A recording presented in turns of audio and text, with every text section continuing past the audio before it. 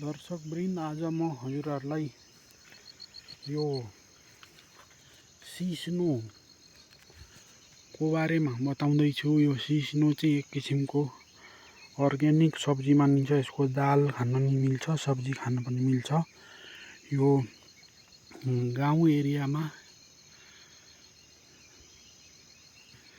पाइन्छ। यसलाई डाइरेक्ट हातले छुन सकिँदैन। यसलाई चाहिँ यस्तो चिम्टाले यसरी टिपेर निकाल्नुपर्ने हुन्छ। अब म तपाईहरुलाई एउटा मुन्टो टिपेको देखाउँछु भन्न है त। यसलाई चाहिँ यसरी समातेर यसरी टुक्र्याएर टिपिन्छ। यसरी टिपिन्छ र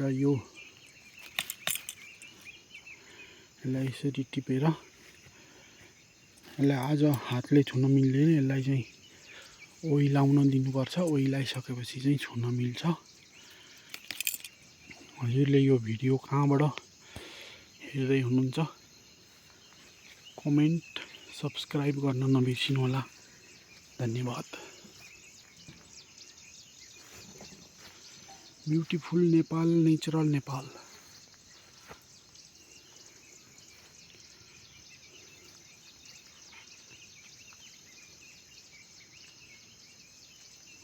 मैले दुध दोहेर लिएर जानु हो गाईको।